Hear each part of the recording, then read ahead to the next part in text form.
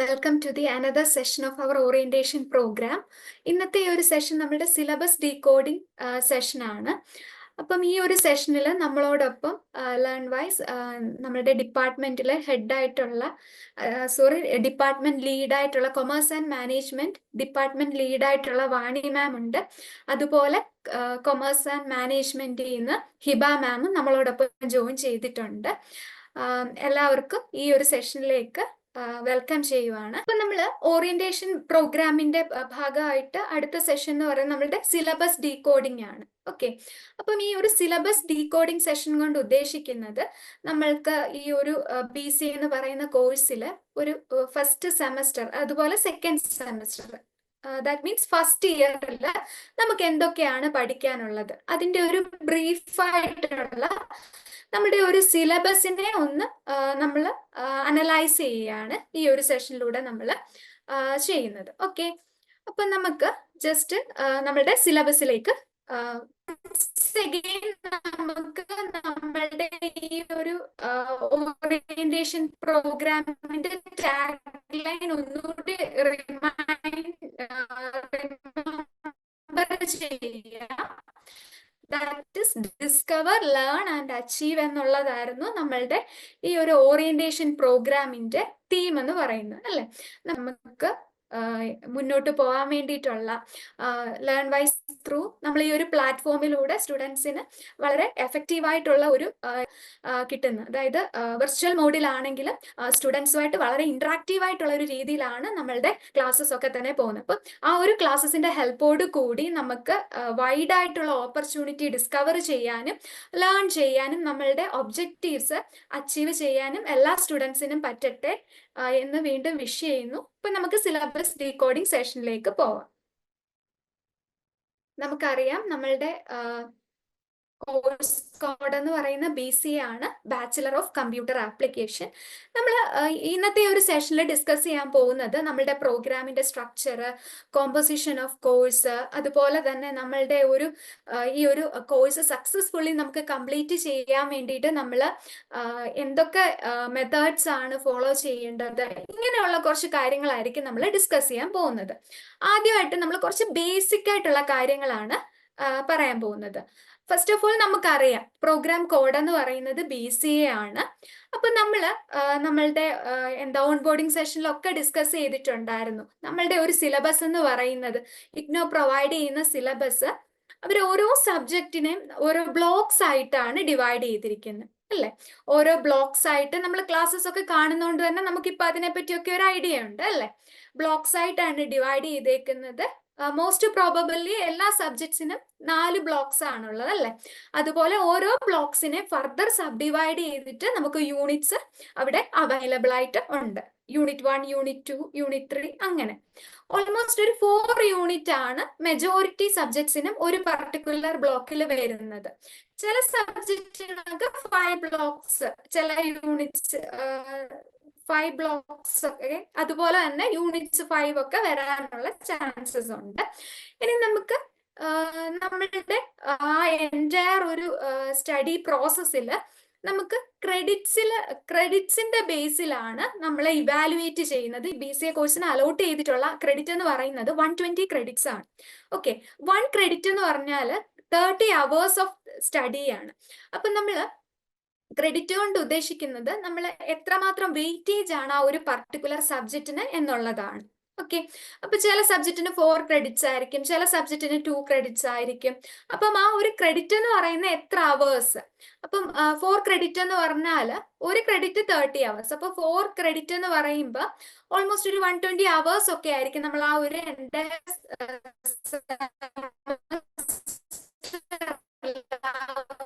സബ്ജക്റ്റിന് വേണ്ടിയിട്ട് നമ്മൾ സ്പെൻഡ് ചെയ്യേണ്ടതായിട്ട് വരിക. നെക്സ്റ്റ് നമുക്ക് നമ്മളുടെ കോഴ്സിന്റെ ഡ്യൂറേഷൻ നോക്കുമ്പോൾ നമുക്കറിയാം BCA യൂണിവേഴ്സിറ്റി പ്രൊവൈഡ് ചെയ്യുന്നത് 3 to 6 year ഒരു ഫ്ലെക്സിബിലിറ്റിയിൽ നമുക്ക് കോഴ്സ് കംപ്ലീറ്റ് ചെയ്യാം. മാക്സിമം സ്റ്റുഡൻസ് നമ്മൾ എല്ലാവരും തന്നെ 3 year കൊണ്ട് സക്സസ്ഫുള്ളി കോഴ്സ് കംപ്ലീറ്റ് ചെയ്യാൻ വേണ്ടിയിട്ടാണ് ശ്രമിക്കേണ്ടത്. ഓക്കെ, നെക്സ്റ്റ് ഇനി നമ്മൾ സെമസ്റ്റർ 1ലേക്ക് പോവാണ്. ഓക്കെ, സെമസ്റ്റർ 1 നമുക്ക് 5 സബ്ജക്ട്സ് ആണ് പഠിക്കാൻ വേണ്ടിയിട്ടുള്ളത്. ഓൾറെഡി നമ്മളിത് ഡിസ്കസ് ചെയ്തിരുന്നല്ലോ. അപ്പം ഫസ്റ്റ് സബ്ജക്ട് എന്ന് പറയുന്നത് BE VAE 181 എൻവയോൺമെന്റൽ സ്റ്റഡീസ് ആണ്. അതൊരു എബിലിറ്റി എൻഹാൻസ്മെന്റിന് വേണ്ടിയിട്ടുള്ള ഒരു കോഴ്സ് ആണ്. അതിന്റെ ക്രെഡിറ്റ് എന്ന് പറയുന്നത് 4 ആണ്, 4 ക്രെഡിറ്റ്സ്. പിന്നീട് വരുന്നത് BEGLA 136, that is English at work place. അതൊരു മൾട്ടി ഡിസിപ്ലിനറി കോഴ്സ് ആണ്. അതിന്റെ ക്രെഡിറ്റ് 6 ആണ്. Then BCS 011 computer basics and PC software, അത് നമ്മളുടെ കോർ കോഴ്സ് ആണ്. അതിന് 4 ആണ് ക്രെഡിറ്റ് വരുന്നത്. Then BCSL 013 computer basics and PC software lab, അതും കോർ കോഴ്സ് ആണ്, 2 ക്രെഡിറ്റ്സ് ആണ്. Then we have BCS 012 basic mathematics, അത് നമ്മുടെ സ്കിൽ എൻഹാൻസ്മെന്റിന് വേണ്ടിയിട്ടുള്ളതാണ്. അതിന് 4 ക്രെഡിറ്റ്സ് ആണ് പറയുന്നത്. അപ്പം ടോട്ടൽ ഫസ്റ്റ് സെമസ്റ്ററിൽ നമുക്ക് ടോട്ടൽ ക്രെഡിറ്റ്സ് എന്ന് പറയുന്നത് 20 ക്രെഡിറ്റ്സ് ആണ്. 60 അവർ ഡ്യൂറേഷനിലാണ് നമ്മൾ ആ ഒരു എൻറ്റയർ സെമസ്റ്ററിൽ ഈ കോഴ്സസിന് വേണ്ടിയിട്ട് ടൈം ഇൻവെസ്റ്റ് ചെയ്യാൻ വേണ്ടി യൂണിവേഴ്സിറ്റി പറയുന്നത്. ഓക്കെ, ഇനി നമുക്ക് ഓരോ സബ്ജക്റ്റും ഇൻ ഡെപ്തിൽ ഒന്ന് നോക്കാം. ഫസ്റ്റ് വൺ നമ്മുടെ എൻവയോൺമെന്റൽ സ്റ്റഡീസ് ആണ്. അവിടെ നമുക്ക് 4 ബ്ലോക്സ് ആണ് പഠിക്കാൻ വേണ്ടിയിട്ടുള്ളത്.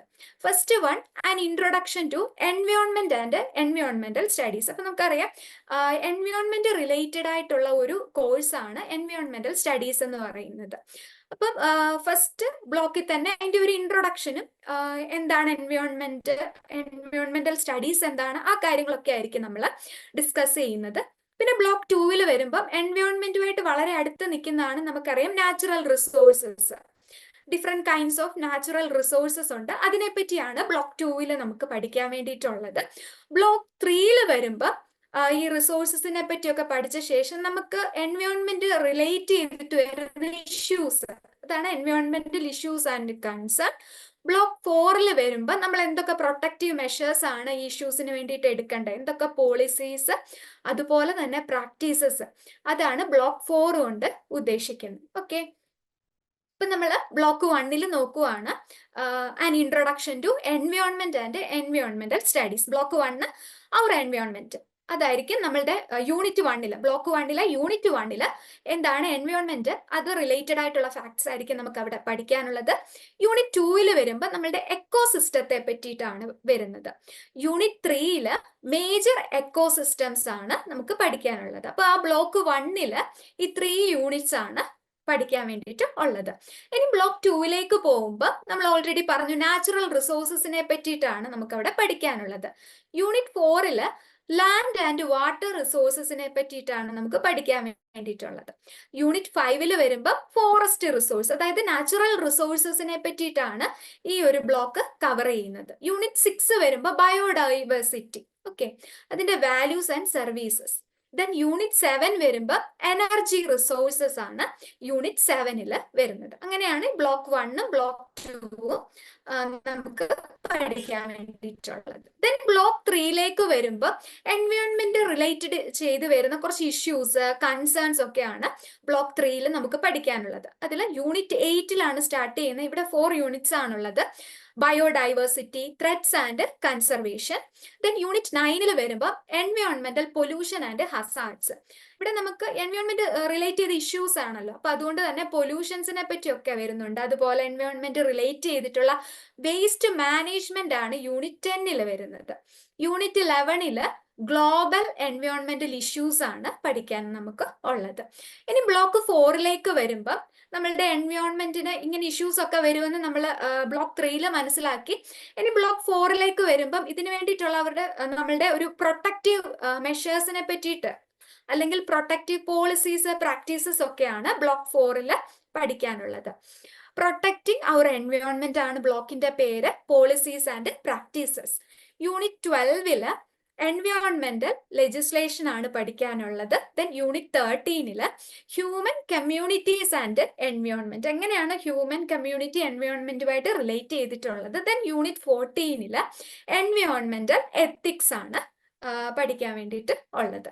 അപ്പം ഇങ്ങനെ 4 ബ്ലോക്സ് ആണ് എൻവയോൺമെന്റൽ സ്റ്റഡീസിൽ നമുക്ക് പഠിക്കാനുള്ളത്. ഓക്കെ, ഇനി നമ്മൾ BEGLA 136 English at work place ആണ്. ഓക്കെ, ഇവിടെ നമുക്ക് 4 ബ്ലോക്സ് ആണുള്ളത്. ഇംഗ്ലീഷ് അറ്റ് വർക്ക് പ്ലേസ് എന്ന് നമ്മൾ ഉദ്ദേശിക്കുന്ന മെയിൻ ആയിട്ട് നമുക്ക് ഈ ഒരു സബ്ജക്റ്റ് നമ്മളുടെ കരിയർ റിലേറ്റഡ് ആയിട്ടും വളരെ ഹെൽപ്പ് ചെയ്യുന്ന ഒരു സബ്ജക്റ്റ് ആണ്. ബിക്കോസ് നമുക്കിപ്പോൾ റെസ്യൂമെ പ്രിപ്പയർ ചെയ്യാൻ, അതുപോലെ ജോബ് ഇന്റർവ്യൂസിന് പ്രിപ്പയർ ചെയ്യാനൊക്കെ ഈ ഒരു സബ്ജക്റ്റ് നമ്മൾ പഠിക്കുന്നതോടൊപ്പം നമുക്ക് അതിന് ഹെൽപ്ഫുൾ ആയിരിക്കും. അപ്പൊ ബ്ലോക്ക് 1 വരുന്നത് എക്സ്പ്ലോറിംഗ് ദ ജോബ് മാർക്കറ്റ് ആണ്. ഓക്കെ, അതാണ് ബ്ലോക്ക് 1. ദെൻ ബ്ലോക്ക് 2 വരുന്നത് preparing for job interviews. Then block 3 skills for the work place. Then block 4 skills four work place 2. അപ്പൊ ഇത്രയും, അതായത് നമ്മുടെ ഒരു വർക്കിംഗ് എൻവയോൺമെന്റ്, അതുപോലെ ജോബ് റിലേറ്റഡ് ആയിട്ടുള്ള കാര്യങ്ങൾ ആയിരിക്കും നമ്മൾ ഈ ഒരു ഇംഗ്ലീഷ് അറ്റ് വർക്ക് പ്ലേസ് എന്ന് പറയുന്ന ഈ ഒരു കോഴ്സിലൂടെ പഠിക്കുന്നത്. Block 1 exploring the job market. First one, profiling one self for the job. അതായത് നമ്മൾ ജോബിന് വേണ്ടിയിട്ട് എങ്ങനെ പ്രിപ്പയർസ് ആണെങ്കിലും ഇതൊക്കെ എങ്ങനെ നമുക്ക് ഡെവലപ്പ് ചെയ്യാം, അതാണ് യൂണിറ്റ് 1. യൂണിറ്റ് 2 വരുമ്പോൾ searching for a job, job സെർച്ചുമായിട്ട് റിലേറ്റ് ചെയ്തിട്ടുള്ള കാര്യങ്ങൾ. Unit 3 responding to job advertisement, എങ്ങനെയാണ് ഒരു ജോബ് അഡ്വർടൈസ്മെന്റിന് നമ്മൾ റെസ്പോണ്ട് ചെയ്യേണ്ടത്. ദെൻ യൂണിറ്റ് 4 വരുന്നത് പ്രിപ്പയറിംഗ് ഫോർ ദ ജോബ്, ജോബിന് വേണ്ടിയിട്ട് നമ്മൾ എങ്ങനെ പ്രിപ്പയർ ചെയ്യണം, എന്തൊക്കെ സ്കിൽസ് ആണ് ഡെവലപ്പ് ചെയ്തെടുക്കേണ്ട, ആ കാര്യങ്ങളൊക്കെയാണ്. പിന്നെ ബ്ലോക്ക് 2 വരുമ്പോൾ preparing for job interviews, interview relate ചെയ്തിട്ട് പിന്നെ അതിൽ യൂണിറ്റ് 4 ലാംഗ്വേജ് എങ്ങനെയാണ് എഫക്റ്റീവ് ആയിട്ട് യൂട്ടിലൈസ് ചെയ്യുക. ഓക്കെ, നമ്മളുടെ ഐ കോണ്ടാക്ട് ആണെങ്കിലും ബോഡി പോസ്ചേഴ്സ്, അതുപോലെ ജസ്റ്റേഴ്സ്, ഇതൊക്കെ എങ്ങനെ ഹാൻഡിൽ ചെയ്യണം, അതൊക്കെയാണ് യൂണിറ്റ് 5 പഠിക്കാനുള്ളത്. യൂണിറ്റ് 6 പോർട്ട്ഫോളിയോ മേക്കിംഗ് ആണ് വരുന്നത്. യൂണിറ്റ് 7 നമ്മളുടെ CV റൈറ്റ് ചെയ്യാനുള്ള സ്കിൽസ് ഡെവലപ്പ് ചെയ്യുന്ന അതുമായിട്ട് റിലേറ്റ് ചെയ്താണ് യൂണിറ്റ് 7. യൂണിറ്റ് 8 വരുന്നത് preparing to face and interview, ഒരു ഇന്റർവ്യൂവിനെ നമുക്ക് എങ്ങനെ ഫേസ് ചെയ്യാം, ഈ കാര്യങ്ങളായിരിക്കും യൂണിറ്റ് 8 നമ്മൾ പഠിക്കുന്നത്. ഇനി നമ്മൾ ജോബ്, ഇത് ഇത്രയും നമ്മളുടെ എങ്ങനെയാണ് ഒരു ജോബ് ഗ്യാദർ ചെയ്യുമ്പോൾ നമ്മൾ ശ്രദ്ധിക്കേണ്ട കാര്യങ്ങളാണ് ഈ ബ്ലോക്ക് 1 2 നമ്മൾ പഠിക്കുന്നത്. ബ്ലോക്ക് 3 4 വരുമ്പോൾ ഒരു വർക്കിംഗ് എൻവയോൺമെന്റിലെ നമ്മുടെ സ്കിൽസ് എങ്ങനെ ഡെവലപ്പ് ചെയ്യാം എന്നുള്ളതാണ് നമ്മൾ ബ്ലോക്ക് 3 ബ്ലോക്ക് 4 പഠിക്കുന്നത്. ബ്ലോക്ക് 3 അതിൽ unit 9 etiquettes, cultural awareness and gender perceptions, ഈ കാര്യങ്ങളൊക്കെയാണ് യൂണിറ്റ് 9 നമ്മൾ പഠിക്കുന്നത്. യൂണിറ്റ് 10 അണ്ടർസ്റ്റാൻഡിങ് ദ കസ്റ്റമേഴ്സ്, ഒരു ജോബ് അല്ലെങ്കിൽ ഒരു ബിസിനസ് എൻവയോൺമെന്റിൽ എങ്ങനെയാണ് കസ്റ്റമേഴ്സിനെ അണ്ടർസ്റ്റാൻഡ് ചെയ്യുക. Unit 11 essential of customer service. Okay, unit 12 work ethics ആണ് പഠിക്കാനുള്ളത്. ഓക്കെ, ഇനി നമ്മൾ ബ്ലോക്ക് 4 വരുവാണ്. ഇതിന്റെ ബാക്കിയായിട്ട് നമുക്ക് കുറച്ച് ആഡ് ഓൺ കാര്യങ്ങളായിരിക്കും ബ്ലോക്ക് 4 വരുന്നത്. അതിൽ യൂണിറ്റ് 13 പാർട്ടിസിപ്പേറ്റിംഗ് ഇൻ ഡിസ്കഷൻസിൽ എങ്ങനെയാണ് പാർട്ടിസിപ്പേറ്റ് ചെയ്യുന്നത്. യൂണിറ്റ് 14 മേക്കിംഗ് പ്രസന്റേഷൻസ്, നമ്മളുടെ പ്രസന്റേഷൻസ് ഒരു ബിസിനസ് എൻവയോൺമെന്റിൽ എങ്ങനെയാണ് പ്രസന്റേഷൻസ് നമ്മൾ മേക്ക് ചെയ്യുക, പ്രസന്റ് ചെയ്യുക, ഇതൊക്കെയാണ്. Unit 15 writing business letter writing എവിടെ വരുന്നുണ്ട്, എങ്ങനെയാണ് നമ്മൾ ബിസിനസ് ലെറ്റേഴ്സ് റൈറ്റ് ചെയ്യേണ്ടത്. അതുപോലെ യൂണിറ്റ് 16 കവർ ചെയ്യുന്നത് റൈറ്റിംഗ് ബിസിനസ് ഇമെയിൽ ആണ്. ഓക്കെ, ഇത്രയാണ് നമുക്ക് ഇംഗ്ലീഷ് അറ്റ് വർക്ക് പ്ലേസിൽ കവർ ചെയ്യുന്ന കാര്യങ്ങൾ. ഇനി BCS 011 computer basics and PC software, ഇത് നമ്മളുടെ കോർ കോഴ്സ് ആണ്. ഇവിടെ നമുക്ക് 3 ബ്ലോക്സ് ആണ് ഉള്ളത്. ബ്ലോക്ക് 1 കവർ ചെയ്യുന്നത് കമ്പ്യൂട്ടറുമായിട്ട് റിലേറ്റ് നമ്മൾ ബ്ലോക്ക് 1 ഡിസ്കസ് ചെയ്യാം. ബ്ലോക്ക് 2 ബേസിക്സ് ഓഫ് കമ്പ്യൂട്ടർ സോഫ്റ്റ്വെയറുമായിട്ട് റിലേറ്റ് ചെയ്തിട്ടുള്ള കുറച്ച് ബേസിക് കാര്യങ്ങളായിരിക്കും നമ്മൾ ബ്ലോക്ക് 2 ഡിസ്കസ് ചെയ്യുക. ബ്ലോക്ക് 3 IoT അഥവാ ഇന്റർനെറ്റ് ഓഫ് തിങ്സ് ആണ് പഠിക്കുന്നത്. ഓക്കെ, ഇപ്പൊ ബ്ലോക്ക് 1 നോക്കാം, ബേസിക്സ് ഓഫ് കമ്പ്യൂട്ടർ ഹാർഡ്വെയർ.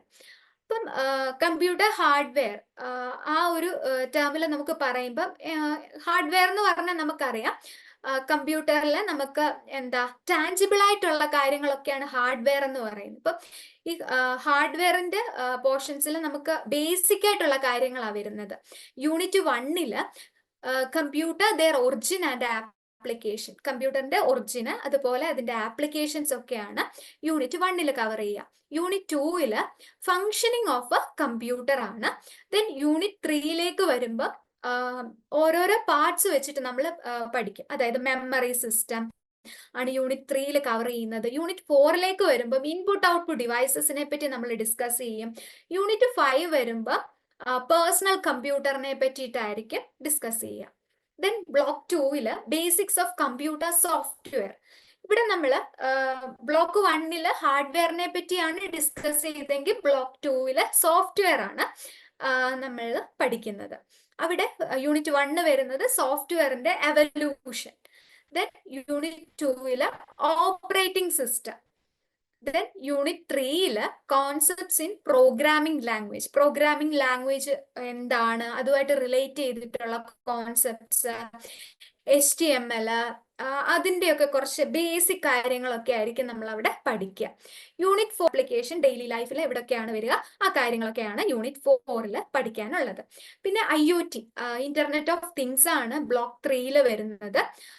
എന്താണ് നെറ്റ്വർക്കിംഗ്, ഇന്റർനെറ്റ്, അതുപോലെ networking devices, different methods of different mode of communication, ഏത് ടൈപ്പ് ഓഫ് നെറ്റ്വർക്ക്സ് ഒക്കെയാണ് നമുക്ക് വരുന്നത്, ആ കാര്യങ്ങളൊക്കെ ആയിരിക്കും. ജോഗ്രഫിക്കൽ ഏരിയയിൽ എങ്ങനെയാണ് നെറ്റ്വർക്കിനെ ക്ലാസിഫൈ ചെയ്യുന്നത്, ഈ കാര്യങ്ങളൊക്കെയാണ് നമുക്ക് യൂണിറ്റ് 1 പഠിക്കാനുള്ളത്. യൂണിറ്റ് 2 വരുമ്പോൾ വെബ് ആപ്ലിക്കേഷൻസ് ആണ് പഠിക്കാനുള്ളത്. യൂണിറ്റ് 3 വെബ് ആപ്ലിക്കേഷൻസിന്റെ കണ്ടിന്യൂവേഷൻ ആണ് നമുക്ക് പഠിക്കാനുള്ളത്. ഓക്കെ, ഇനി നമുക്ക് കമ്പ്യൂട്ടർ ബേസിക്സ് ആൻഡ് PC സോഫ്റ്റ്വെയറിന്റെ ലാബ് സെഷൻ ഉണ്ടെന്ന് പറഞ്ഞു. അതിൽ ഒറ്റ ബ്ലോക്ക് ആണ്. അവിടെ നമുക്ക് സിലബസിൽ പറയുന്ന കാര്യങ്ങൾ യൂണിറ്റ് 1 ഓപ്പറേറ്റിംഗ് സിസ്റ്റം ആണ്. യൂണിറ്റ് 2 വേർഡ് പ്രോസസർ, അതായത് നമ്മുടെ നോർമലി യൂസ് ചെയ്യുന്ന മൈക്രോസോഫ്റ്റ് വേർഡ് ഒക്കെ. ദെൻ യൂണിറ്റ് 3 വരുമ്പോൾ സ്പ്രെഡ്ഷീറ്റ് ആണ് പഠിക്കാനുള്ളത്. Unit 4 power point.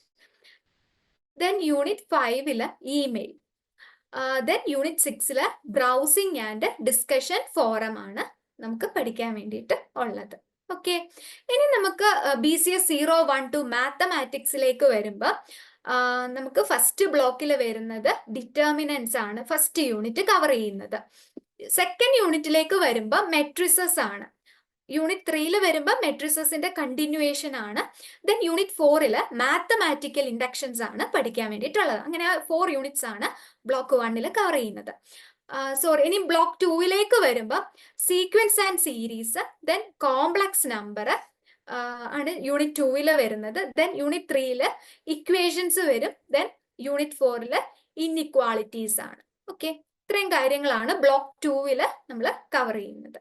ഓക്കെ, ഇനി ബ്ലോക്ക് 3 വരുന്നത് കാൽക്കുലസ് ആണ്. ഇവിടെ unit 1 differential calculus, unit 2 simple application of differential calculus, then integration,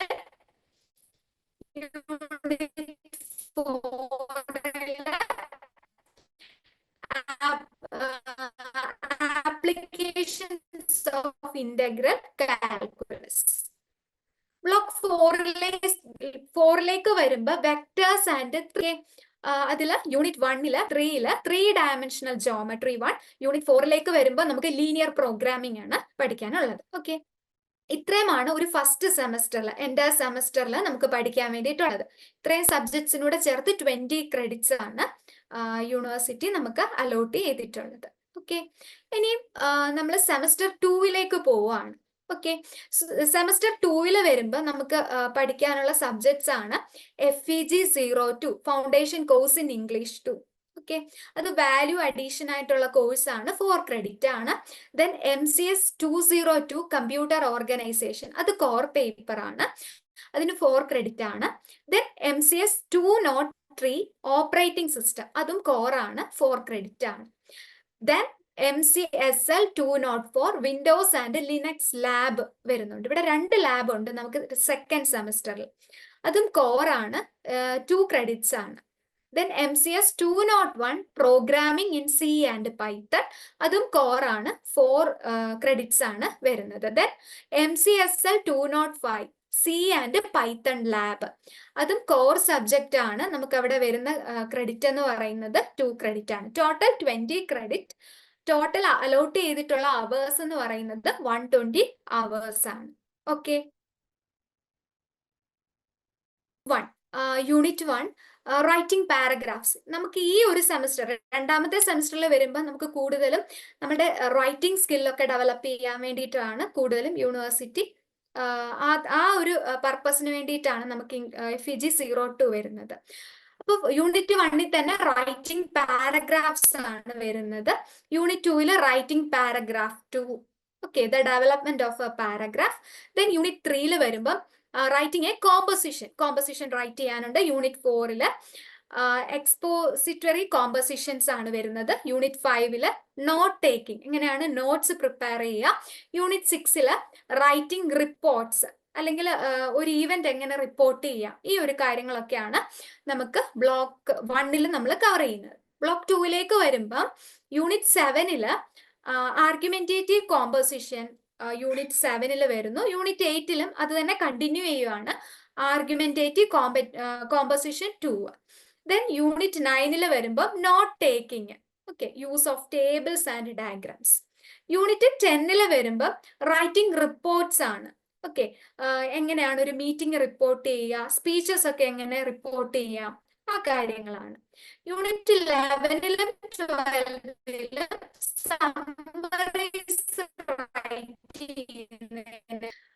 block 3 നമ്മൾ കവർ ചെയ്യുന്നത് പാരഗ്രാഫ് റൈറ്റിംഗ്സ് ആണ്. യൂണിറ്റ് 13ൽ വരുമ്പം റൈറ്റിംഗ് പാരഗ്രാഫ്സ്, നമ്മൾ എങ്ങനെയാണ് പാരഗ്രാഫ്സ് റൈറ്റ് ചെയ്യുക. ദെൻ യൂണിറ്റ് 14 വരുമ്പോൾ കോമ്പോസിഷൻസ് നറേറ്റ് ചെയ്യുകയാണ്. ദെൻ യൂണിറ്റ് 15 വരുമ്പോൾ നറേറ്റീവ് കോമ്പോസിഷൻ 2 ആണ് അവിടെ നമുക്ക് പഠിക്കാൻ വേണ്ടിയിട്ടുള്ളത്. യൂണിറ്റ് 16ൽ വരുമ്പോൾ റൈറ്റിംഗ് റിപ്പോർട്ട്സ്, എങ്ങനെയാണ് റിപ്പോർട്ട്സ് മേക്ക് ചെയ്യുക, എങ്ങനെയാണ് റിപ്പോർട്ട് റൈറ്റ് ചെയ്യുക. For example reporting and interview, ആ കാര്യങ്ങളൊക്കെയാണ് യൂണിറ്റ് 16ൽ നമുക്ക് പഠിക്കാനുള്ളത്. യൂണിറ്റ് 17ൽ വരുമ്പം റൈറ്റിംഗ് റിപ്പോർട്ട്സ്, റിപ്പോർട്ടിംഗ് സർവേ, എങ്ങനെയാണ് സർവേസ് ഒക്കെ റിപ്പോർട്ട് ചെയ്യുക. ദെൻ യൂണിറ്റ് 18ൽ വരുമ്പോൾ റൈറ്റിംഗ് സമ്മറീസ് റൈറ്റ് ചെയ്യുന്നതായിരിക്കും ആ ഒരു യൂണിറ്റ് കവർ ചെയ്യുക. ഇനി ബ്ലോക്ക് 4ലേക്ക് വരുമ്പോൾ നമുക്ക് യൂണിറ്റ് 19ൽ പഠിക്കാനുള്ളത് ഡിസ്ക്രൈബ് ചെയ്യുന്ന കാര്യങ്ങൾ, അതായത് ഡിസ്ക്രിപ്റ്റീവ് കോമ്പോസിഷൻസ് ആണ്. ഓക്കെ, ഡിസ്ക്രൈബിങ് എ പേഴ്സൺ, എങ്ങനെയാണ് ഒരു പേഴ്സണെ ഡിസ്ക്രൈബ് ചെയ്യുക. യൂണിറ്റ് 20ൽ വരുമ്പോൾ ഡിസ്ക്രൈബിങ് പ്ലേസസ് ആൻഡ് ഒബ്ജക്ട്സ്, അതുപോലെ പ്ലേസസ്, ഇതൊക്കെ എങ്ങനെയാണ് ഡിസ്ക്രൈബ് ചെയ്യുക. ദെൻ യൂണിറ്റ് 21ൽ ഡിസ്ക്രൈബിങ് കണ്ടീഷൻസ് ആൻഡ് പ്രോസസ്സ്, അതുപോലെ തന്നെ കണ്ടീഷൻസ് എങ്ങനെയാണ് ഡിസ്ക്രൈബ് ചെയ്യുക. ദെൻ യൂണിറ്റ് 21ൽ നോട്ട് ടേക്കിംഗ് ആണ്. നോട്ട് ടേക്കിംഗ് എങ്ങനെയാണ് നമ്മൾ നോട്ട്സ് പ്രിപ്പയർ ചെയ്യുന്നത്. Then unit 23 writing reports, that is reporting experiments report ചെയ്യാൻ. ദെൻ യൂണിറ്റ് 24ൽ സമ്മിങ് അപ്പ് ആണ് നമുക്ക് പഠിക്കാൻ വേണ്ടിയിട്ട് ഉള്ളത്. ഓക്കെ, ഇനി നമുക്ക് MCS 202 computer organization core subject ആണ്. അതിൽ നമുക്ക് 4 ബ്ലോക്സ് ആണ് പഠിക്കാനുള്ളത്. ബ്ലോക്ക് 1ൽ data representation and logic circuit, block 2ൽ memory and input output organization, block 3ൽ ദ പ്രോസസിംഗ് യൂണിറ്റ്, ബ്ലോക്ക് 4ൽ micro processor and advanced architectures. Okay, first ബ്ലോക്കിൽ data representation and logic circuits, അതായത് പ്രോസസർ ആണ് main ആയിട്ട് cover ചെയ്യുന്നത്. Computer system എന്താണ്, computer system, അതിന്റെ ജനറൽ ആയിട്ടുള്ള കാര്യങ്ങളാണ്, എങ്ങനെയാണ് സിസ്റ്റം വർക്ക് ചെയ്യുന്നത്, ഇതൊക്കെയാണ് യൂണിറ്റ് 1ൽ കവർ ചെയ്യുക. യൂണിറ്റ് 2ൽ കമ്പ്യൂട്ടർ സിസ്റ്റത്തിൽ എങ്ങനെയാണ് ഡേറ്റയെ റെപ്രസെന്റ് ചെയ്യുന്നത്, ഓക്കെ, ആ കാര്യങ്ങളായിരിക്കും നമ്മൾ യൂണിറ്റ് 2ൽ കവർ ചെയ്യുക. യൂണിറ്റ് 3ൽ logic circuit and introduction, processors ഒക്കെ ഡെവലപ്പ് ചെയ്യുന്നത് സർക്യൂട്ട്സ് യൂസ് ചെയ്തിട്ടാണ് അല്ലെ. അപ്പം ആ ലോജിക് സർക്യൂട്ട്സ് അത് നമ്മുടെ സിലബസിന്റെ ഭാഗത്ത്, അപ്പൊ നമുക്ക് ഡീറ്റെയിൽ ആയിട്ട് ഇൻ ഡെപ്തിൽ പഠിക്കാനുണ്ട് ലോജിക് സർക്യൂട്ട്സ്. അതിന്റെ ഒരു ഇൻട്രൊഡക്ഷൻ ആയിരിക്കും യൂണിറ്റ് 3ൽ കവർ ചെയ്യുക. യൂണിറ്റ് 4ൽ വരുമ്പോൾ ലോജിക്കൽ സർക്യൂട്ട്സിൽ വരുന്ന another classification, that is sequential സർക്യൂട്ട്സിനെ പറ്റി നമ്മൾ പഠിക്കും. ദെൻ ബ്ലോക്ക് 2 ബ്ലോക്ക് 2ലേക്ക് വരുമ്പോൾ memory and input output organization ആണ് പഠിക്കാനുള്ളത്. അതിൽ യൂണിറ്റ് 5 എന്താണ് memory system, unit 6 advanced memory organization. Okay, അപ്പൊ മെമ്മറി സിസ്റ്റം. അതുപോലെ തന്നെ യൂണിറ്റ് 7ലേക്ക് വരുമ്പോൾ ഇൻപുട്ട് ഔട്ട്പുട്ട് ഓർഗനൈസേഷൻസ് ആയിരിക്കും പഠിക്കാനുള്ളത്. ഓക്കെ, അപ്പൊ ഒരു കമ്പ്യൂട്ടർ സിസ്റ്റത്തിന്റെ മെയിൻ ആയിട്ടുള്ള കമ്പോണൻസ് ആയിട്ടുള്ള CPU, മെമ്മറി, ഇൻപുട്ട് ഔട്ട്പുട്ട്, ഇതെല്ലാം ഇത്രയും യൂണിറ്റ്സിൽ കവർ ചെയ്യും. ദെൻ യൂണിറ്റ് 8ലേക്ക് വരുമ്പോൾ ഡിവൈസ് ടെക്നോളജിയാണ് നമ്മൾ കവർ ചെയ്യും. ഓക്കെ, ഇനി ബ്ലോക്ക് 3ലേക്ക് വരുമ്പോൾ പ്രോസസിങ് യൂണിറ്റ് ആണ്. ഓക്കെ, CPU റിലേറ്റഡ് ആയിട്ടുള്ള കാര്യങ്ങളായിരിക്കും അവിടെ വരിക. അതിൽ യൂണിറ്റ് 9 ഇൻസ്ട്രക്ഷൻ സെറ്റ് ആർക്കിടെക്ചർ പഠിക്കാനുണ്ട്. യൂണിറ്റ് 10 സ്റ്റോറേജിന് വേണ്ടിയിട്ട് നമ്മൾ യൂസ് ചെയ്യുന്ന രജിസ്റ്റർ മെമ്മറി, രജിസ്റ്റേഴ്സ്, അതുപോലെ micro operations and instruction execution. Then unit 11ലേക്ക് വരുമ്പം കൺട്രോൾ യൂണിറ്റിനെ പറ്റി നമുക്ക് പഠിക്കാനുണ്ട്. Then unit 12 reduced instruction set and computer architecture ആയിരിക്കും യൂണിറ്റ് 12 കവർ ചെയ്യുക. ദെൻ ബ്ലോക്ക് 4 വരുമ്പോൾ micro processor and advanced architecture. നമുക്ക് ഇതിനകത്ത് മൈക്രോ പ്രോസസറിനെ പറ്റി ഡീറ്റെയിൽ ആയിട്ട് പഠിക്കാനുണ്ട്. അവിടെ യൂണിറ്റ് 13 കവർ ചെയ്യുന്നത് മൈക്രോ പ്രോസസറിന്റെ ആർക്കിടെക്ചർ ആണ്. യൂണിറ്റ് 14 വരുമ്പോൾ introduction to assembly language programming. നമുക്ക് പ്രോസസ്സേഴ്സ് ഒക്കെ പ്രോഗ്രാം ചെയ്യുന്നത് അസംബ്ലി ലാംഗ്വേജ് പ്രോഗ്രാമിംഗ് യൂസ് ചെയ്തിട്ടാണ്. അപ്പൊ നമുക്ക് അസംബ്ലി ലാംഗ്വേജ് പ്രോഗ്രാമിംഗിന്റെ ബേസിക് ആയിട്ടുള്ള കാര്യങ്ങളൊക്കെ ആയിരിക്കും ഈ ഒരു യൂണിറ്റിൽ പഠിക്കാൻ ഉള്ളത്. ദെൻ യൂണിറ്റ് 15 കവർ ചെയ്യുന്നത് അസംബ്ലി ലാംഗ്വേജ് പ്രോഗ്രാമിംഗ് ആണ്. യൂണിറ്റ് 16 വരുമ്പോൾ അഡ്വാൻസ്ഡ് ആർക്കിടെക്ചർ ആണ് പ്രോസസ്സറിന്റെ പഠിക്കാനായിട്ട് ഉള്ളത്. ഓക്കെ, നമുക്ക് കോർ പേപ്പർ ആയിട്ടുള്ള MCS 203 operating system block 1 cover ചെയ്യുന്നത് ഇൻട്രൊഡക്ഷൻ ടു ഓപ്പറേറ്റിംഗ് സിസ്റ്റം വരുമ്പോൾ memory management, file management and security. Block 3 വരുന്നത് advanced topic in operating system. Operating സിസ്റ്റത്തിലെ അഡ്വാൻസ്ഡ് ആയിട്ടുള്ള ടോപ്പിക്സ് കവർ ചെയ്യും. ദെൻ ബ്ലോക്ക് 4ലേക്ക് വരുമ്പോൾ നമുക്ക് കുറച്ച് കേസ് സ്റ്റഡീസ് ആണ് പഠിക്കാനായിട്ട് ഉള്ളത്. ഓക്കെ, അപ്പൊ block 1 introduction to operating system and process management. നമുക്കറിയാം നമ്മളുടെ യൂസറിനും കമ്പ്യൂട്ടർ സിസ്റ്റത്തിനും ഇടയ്ക്ക് ഒരു ഇന്റർഫേസ് ആയിട്ട് ആക്ട് ചെയ്യുന്നതാണ് ഓപ്പറേറ്റിംഗ് സിസ്റ്റം. അതുകൊണ്ട് തന്നെ ആ ഓപ്പറേറ്റിംഗ് സിസ്റ്റം നമുക്ക് ഇൻ ഡെപ്തിൽ തന്നെ ഇവിടെ പഠിക്കാൻ വേണ്ടിയിട്ടുണ്ട്. ഫസ്റ്റ് ഓഫ് ഓൾ എന്താണ് ഓപ്പറേറ്റിംഗ് സിസ്റ്റം, അതിന്റെ ഓവർവ്യൂ ആണ് യൂണിറ്റ് 1 കവർ ചെയ്യുക. യൂണിറ്റ് 2 വരുമ്പോൾ ഓപ്പറേറ്റിംഗ് സിസ്റ്റത്തിന്റെ കുറച്ച് പ്രോസസ്സുകൾ അതായിരിക്കും യൂണിറ്റ് 2 കവർ ചെയ്യുക. യൂണിറ്റ് 3 വരുമ്പോൾ Inter process communication and synchronisation process ആയിരിക്കും നമ്മൾ യൂണിറ്റ് 3 കവർ ചെയ്യുക. യൂണിറ്റ് 4 വരുമ്പോൾ ഡെഡ് ലോക്സ് ആണ് പഠിക്കുന്നത്. ഓക്കെ, ഇനി നമുക്ക് ബ്ലോക്ക് 2 മെമ്മറി മാനേജ്മെന്റ് ആണ്. അതായത് നമ്മുടെ ഓപ്പറേറ്റിംഗ് സിസ്റ്റം പെർഫോം ചെയ്യുന്ന കുറെ മെയിൻ ടാസ്കുകളുണ്ട്. അതിൽ വരുന്നതാണ് memory management, file management, resource management, security, ഇതൊക്കെ. അപ്പൊ ഈ ഓപ്പറേറ്റിംഗ് സിസ്റ്റത്തിന്റെ ഫംഗ്ഷനിങ്ങിന്റെ റിലേറ്റ് ചെയ്തിട്ട് വരുന്നതാണ് ബ്ലോക്ക് 2. അതിൽ യൂണിറ്റ് 1 മെമ്മറി മാനേജ്മെന്റ് പഠിക്കാനുണ്ട്. യൂണിറ്റ് 2 മെമ്മറി എന്താണ് വെർച്വൽ മെമ്മറി എന്ന് നമ്മൾ അവിടെ പഠിക്കും. Then unit 3 input output and file management. Unit 4 വരുമ്പോൾ സെക്യൂരിറ്റി ആൻഡ് പ്രൊട്ടക്ഷൻ ആണ് പഠിക്കുന്നത്. ഓക്കെ, ഇനി ബ്ലോക്ക് 3 വരുമ്പോൾ advanced topics in operating system. അതിൽ യൂണിറ്റ് 1 മൈക്രോ പ്രോസസർ സിസ്റ്റം ആണ് പഠിക്കുന്നത്. യൂണിറ്റ് സിസ്റ്റത്തിന്റെ അഡ്വാൻസ്ഡ് ഫോം ആയിട്ടുള്ള യൂണിറ്റ് 3 വരുമ്പോൾ മൊബൈൽ ഓപ്പറേറ്റിംഗ് സിസ്റ്റത്തെ പറ്റിയിട്ടാണ് നമ്മൾ പഠിക്കുക. ബ്ലോക്ക് 4 കുറച്ച് കേസ് സ്റ്റഡീസ് ആണ് കവർ ചെയ്യുക. അതിൽ യൂണിറ്റ് 1 കവർ ചെയ്യുന്നത് വിൻഡോസ് 10 ഓപ്പറേറ്റിംഗ് സിസ്റ്റം ആണ്. യൂണിറ്റ് 2 കവർ ചെയ്യുന്നത് ലിനക്സ് OS ആണ്. Then unit 3 mobile operating system ആയിട്ടുള്ള ആൻഡ്രോയിഡ് ആയിരിക്കും നമ്മൾ പഠിക്കുക. യൂണിറ്റ് 4 വരുന്നത് iOS ആയിരിക്കും. ഓക്കെ, ഇനി നമുക്ക് ലാബ് സെഷൻ ഉണ്ടെന്ന് പറഞ്ഞല്ലോ. വിൻഡോസ് ആൻഡ് ലിനക്സ് ലാബ് ഉണ്ട്, MCS L204. അതിൽ നമ്മൾ കവർ ചെയ്യുന്ന 2 സെഷൻസ് ഉണ്ട്. First one Windows 10 operating system അവിടെ കവർ ചെയ്യും.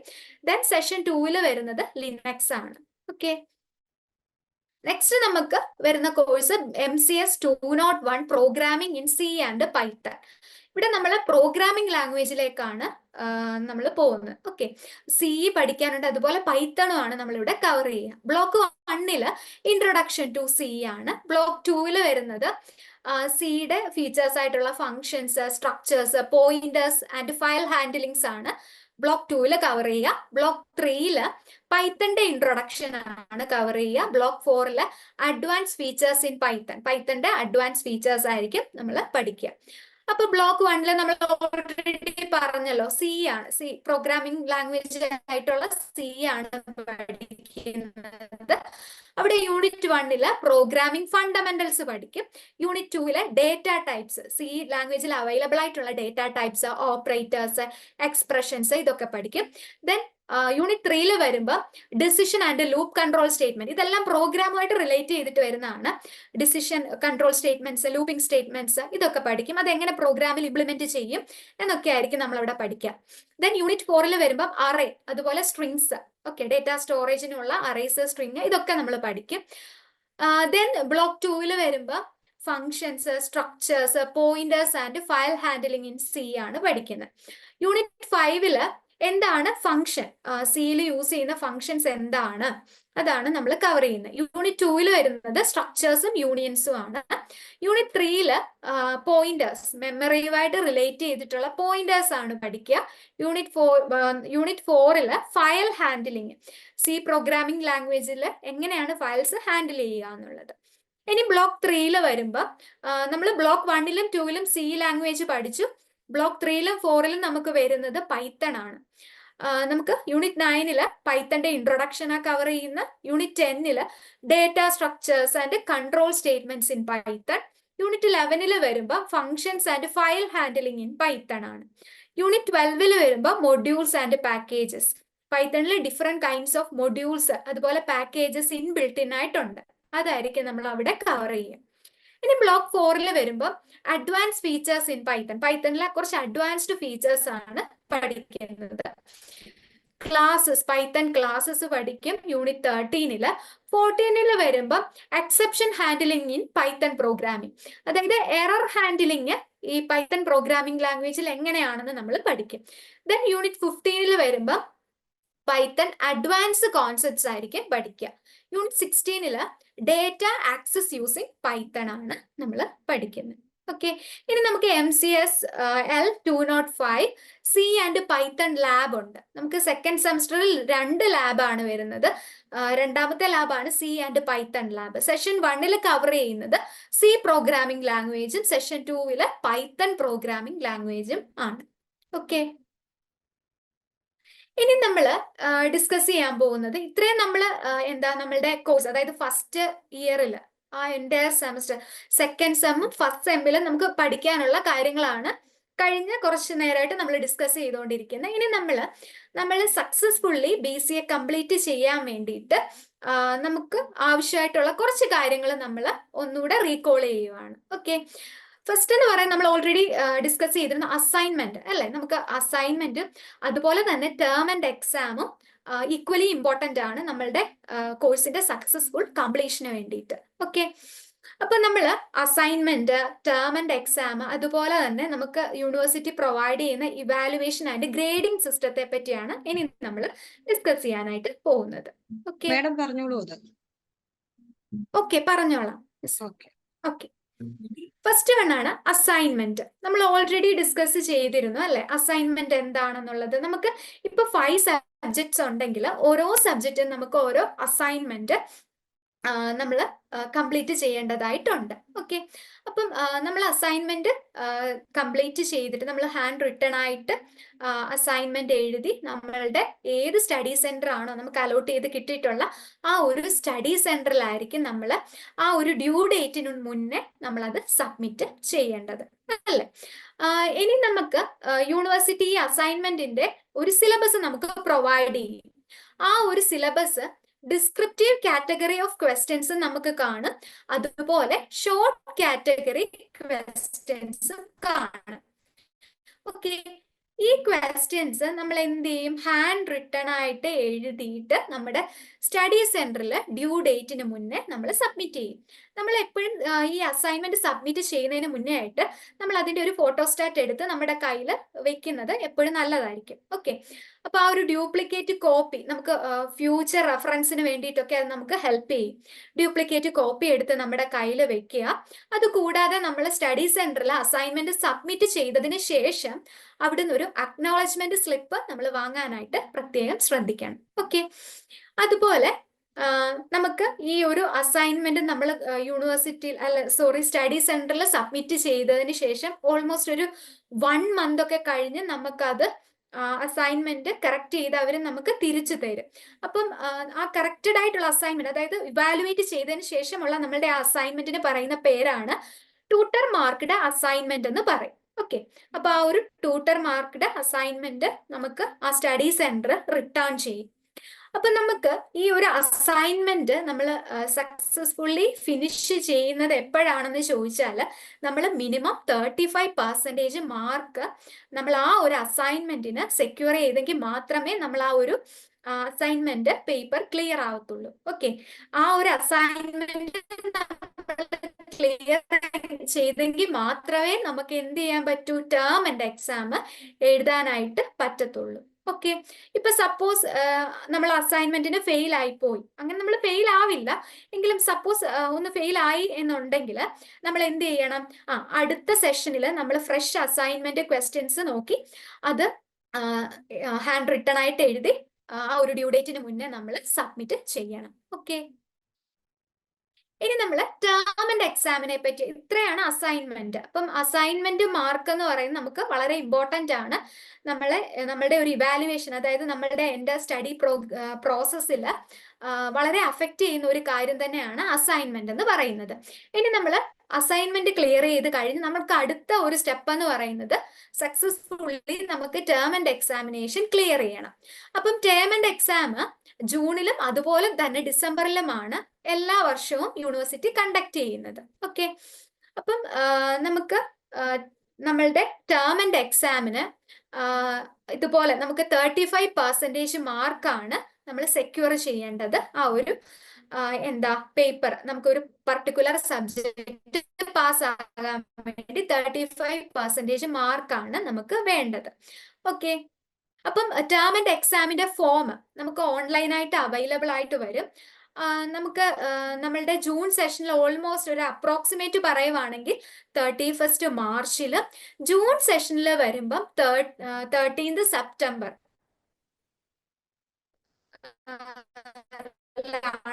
നമ്മൾ ജൂലൈ സെഷനിൽ ജോയിൻ ചെയ്ത് ഡിസംബറിൽ എക്സാം വരുന്ന സ്റ്റുഡൻസിന് ഒരു 13 സെപ്റ്റംബറിൽ ആ ഒരു ടൈം പീരീഡിലായിരിക്കും നമ്മൾ എക്സാമിനേഷൻ ഫോം നമ്മൾ ഫിൽ ചെയ്യേണ്ടതാണ്. ഇപ്പൊ നമ്മൾ സപ്പോസ് 35% കിട്ടിയില്ല എന്നുണ്ടെങ്കിൽ നമ്മൾ എന്ത് ചെയ്യണം, റീഅപ്പിയർ ചെയ്യണം എക്സാമിന് വേണ്ടിയിട്ട്. ഓക്കെ, അപ്പൊ ഇനി നമ്മൾ ഡിസ്കസ് ചെയ്യാൻ പോകുന്നത് നമ്മളിപ്പോ അസൈൻമെന്റിനെ പറ്റി ഡിസ്കസ് ചെയ്തു, അതുപോലെ തന്നെ നമ്മളുടെ ടേം ആൻഡ് എക്സാം ഡിസ്കസ് ചെയ്തു. അപ്പം ഈ 2 കാര്യങ്ങളെ ബേസ് ചെയ്ത് നമുക്ക് യൂണിവേഴ്സിറ്റി എങ്ങനെയാണ് നമുക്ക് മാർക്ക് പ്രൊവൈഡ് ചെയ്യുന്നതെന്ന് നമുക്ക് നോക്കാം.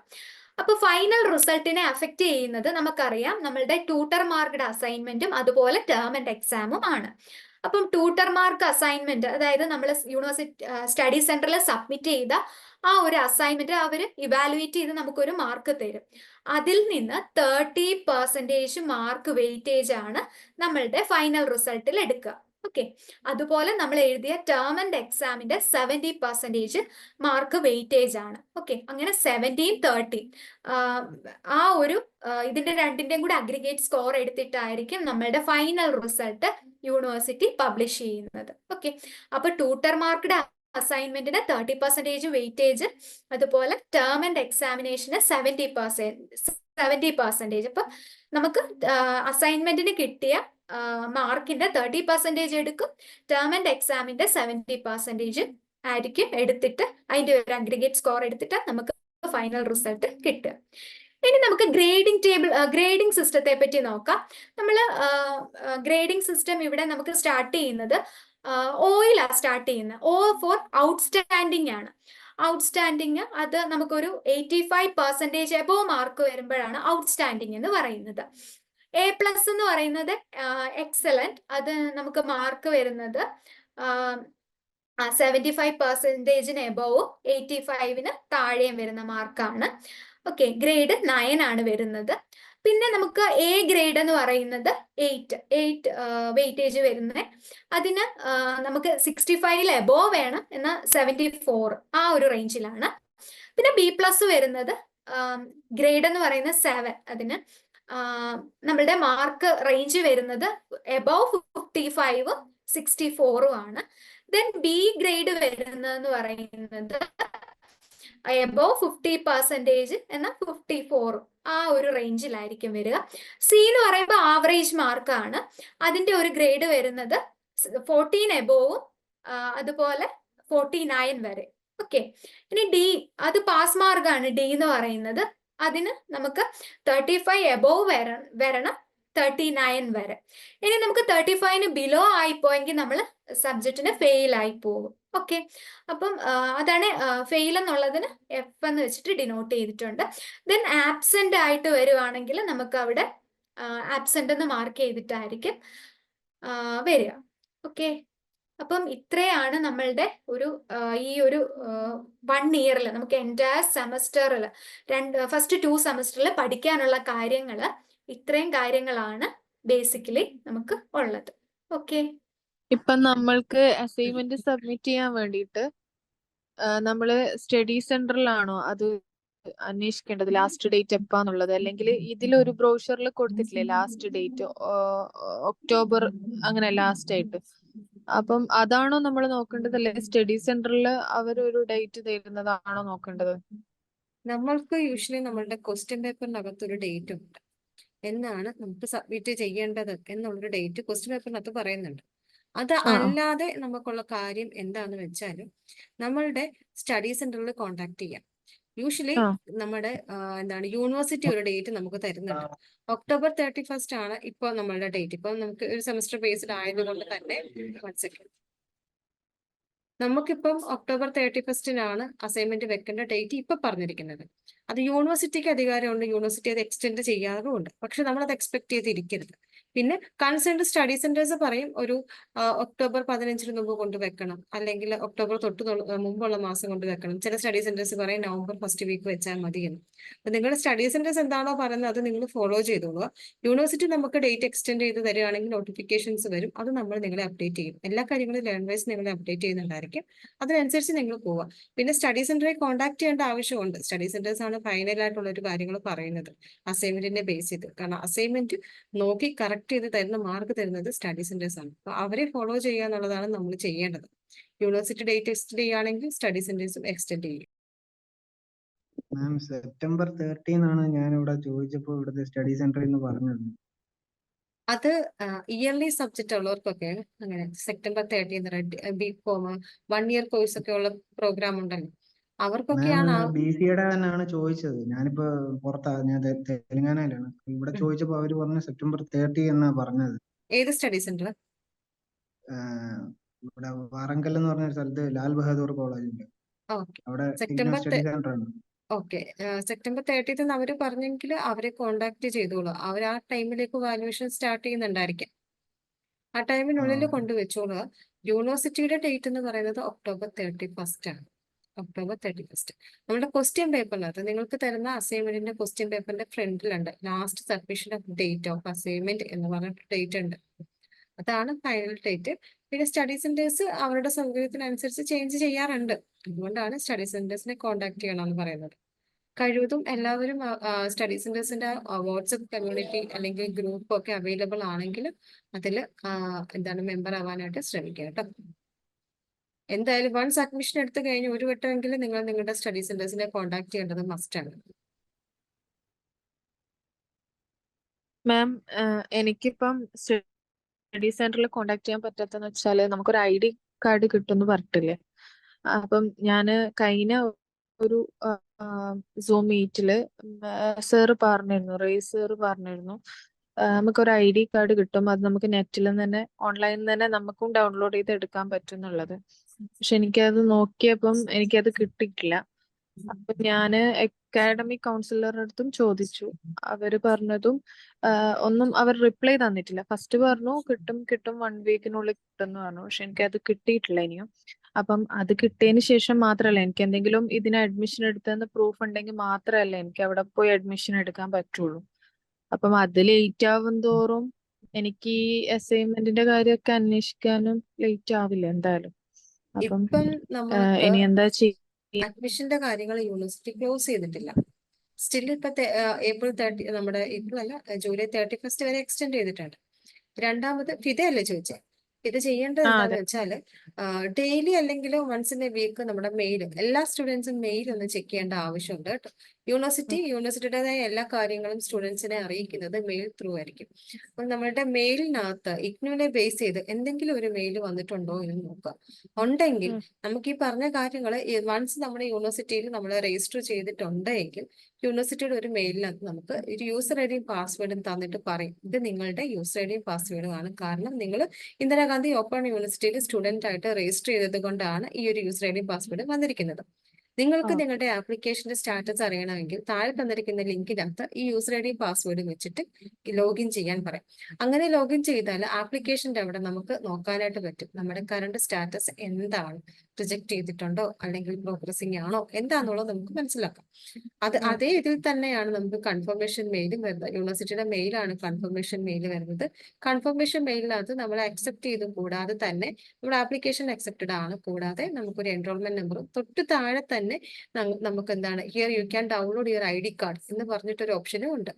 അതിൽ ID കാർഡ് ഡൗൺലോഡ് ചെയ്യുക. ID കാർഡ് പാസ്വേഡ് എന്ന് പറയുന്നത് നിങ്ങളുടെ എൻറോൾമെന്റ് നമ്പർ തന്നെയായിരിക്കും. അപ്പൊ ചെക്ക് ചെയ്യും മെയിലിനകത്ത് കണ്ടിന്യൂസ് ആയിട്ട് ചെക്ക് ചെയ്തുകൊള്ളാം യൂണിവേഴ്സിറ്റിയുടെ എന്തെങ്കിലും നോട്ടിഫിക്കേഷൻ വരുന്നുണ്ടോ എന്ന്. അഡ്മിഷൻ എടുത്ത് 1 മാസമൊക്കെ കഴിഞ്ഞിട്ടും യാതൊരു നോട്ടിഫിക്കേഷൻസും വന്നിട്ടില്ല എന്നുണ്ടെങ്കിൽ അക്കാഡമിക് കൗൺസിലിനെ കണക്ട് ചെയ്യുക.